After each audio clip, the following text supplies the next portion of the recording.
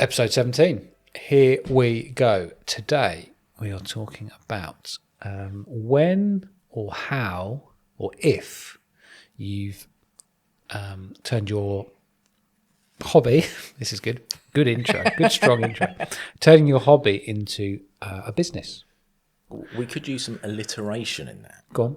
Passion into profit. Yeah, we could, but that's what AI gave us this morning in our production meeting in the McDonald's car park. Turning passion into profit. Yes. So two different angles today, because I started with photography and then turned that into a hobby, and then turned that into a business. Whereas you came in pretty cold to voiceover. Completely cold. So you go first, and then I'll bore people after that. What do you want me to say? I've just said it already. There was never a plan for voiceover. So it was never your passion. I had never had any plan for what I was going to do. That's amazing. I just fell into a job and was all right at it and carried on doing it for 20 years. Okay, so the first question is, are you passionate about voiceover now? Yes. Do you love it? Do I love it? Yes. You love it? I do love it, yeah. And you couldn't see yourself doing anything else? I would always say I would have loved to be a musician. Yeah. I think a lot of people would enjoy that. But I was just never good enough. Where was we going with that? What was the question? Talking about it wasn't your passion, and obviously then you started your business. Yeah. And then I asked if you're passionate about it now. Oh, yes. Yeah. So I am. And I openly admit this. Sometimes I think I'm more passionate about the Creative Collective. Just because it's guaranteed larks. Yeah. It's just a nice thing. But yeah, I am passionate about voiceover and audio in general, I think. But that, I think, there's some kind of path that you can follow through from wanting to do music, I think. You know, an element of performing. It's just morphed over time, I suppose. But there was never encouragement to follow that creative passion when I was at school.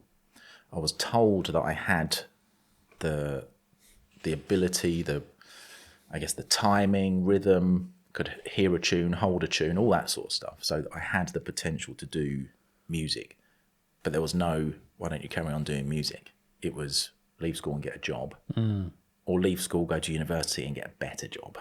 Yeah. So I left school and got a job, and that was about it. The rest is history. Yeah. So I did follow my passion of music, but off of my own steam, but never saw it.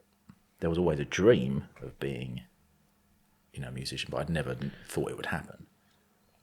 We were talking about imposter syndrome on the way over, and whether it exists or it doesn't. Two-pronged question. Did you have it at the start?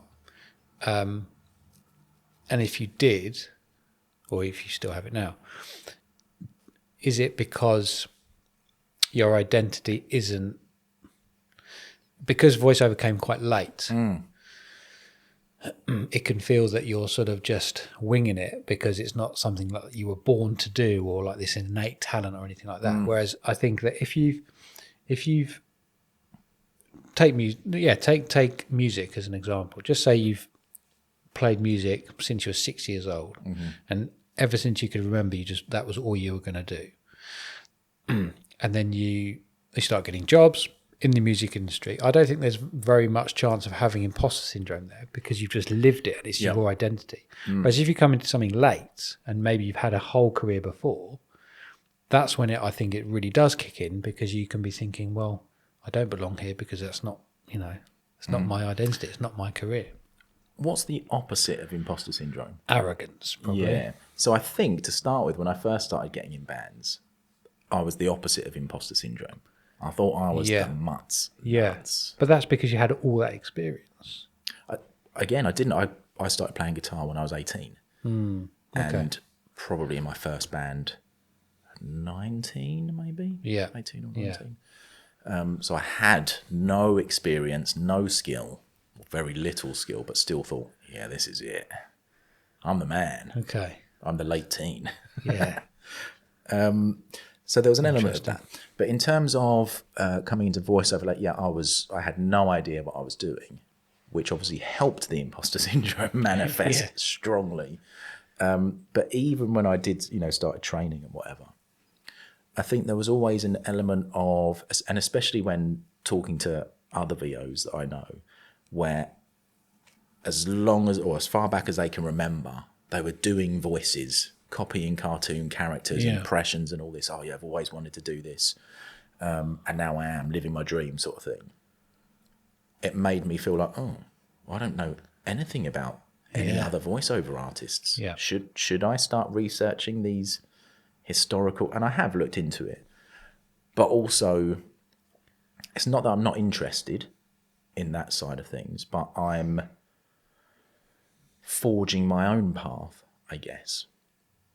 So I don't need to know who the first VOs were in the 20s or whatever, because it doesn't affect me now.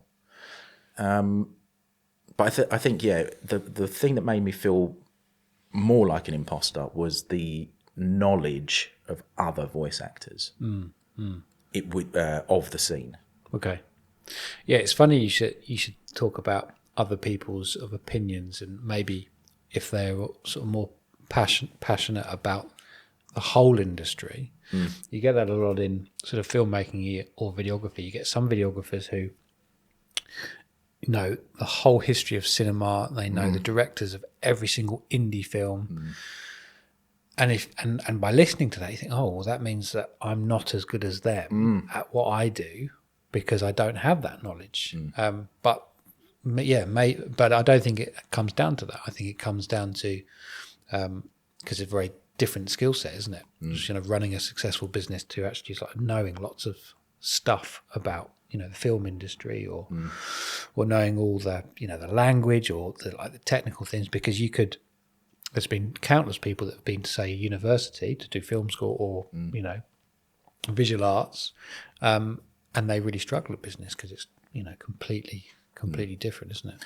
I think sometimes it can ruin your experience of things as well. I always remember, I can't even remember what film it was now, but I'd watched a film with a couple of friends, and afterwards they were dissecting it for the deeper meanings and all that. And I was just thinking, why can't you just enjoy it, just watch it at the surface level of something and just have a good time? But that made me think, well, am I not intelligent enough to spot those things? Or is it because they're sitting there really thinking about, what does that mean? Why did he say it like that? I know more about that now, obviously, but... My wife always tells me off for that.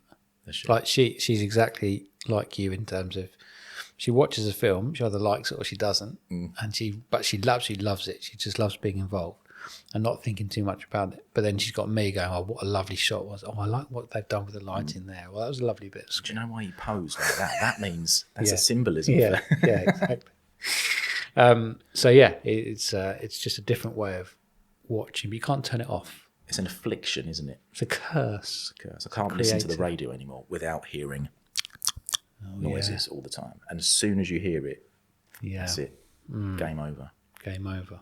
You can't switch it off, can you? So I came late. So I didn't have a passion for what I was doing. Even when I first started it, I didn't have that passion because I'd never done it before. Didn't know if I would end up doing it properly. But that has grown, and I think that's fine that way round. So what is the perspective of your perspective coming from someone who did do what they did as a hobby, as a passion first? Well, I'm sort of halfway in between the two. I took lots of photos, quite a lot of photos when I was younger, but I would always be the one with a disposable camera on holiday or that kind of stuff. So I did enjoy it. But my creativity and myself and my brother used to make sort of short films on the camcorder and then edit in camera. So I sort of knew through osmosis like how films were made. and it was always the same film, and they were terrible. But then, so that was like the visual side. But most of similar to you, it was all about music, like in terms of where I put my creativity. As soon as I started photography, I thought, oh, this is amazing. I love this so much. I need to start a business. So I rushed everything. I was nowhere near good enough when I started. But it became a sort of a passion overnight, really. And then, but I went in completely into the deep end in terms of research, in terms of I was taking photos every single day, didn't matter what as long as I was taking photos, to the point where I remember thinking, if I take a photo today, it's been a good day. Like that was my sort of attitude at the start. So yes, it absolutely was a passion, but it wasn't one of those where, like I was saying earlier, it was my path at all.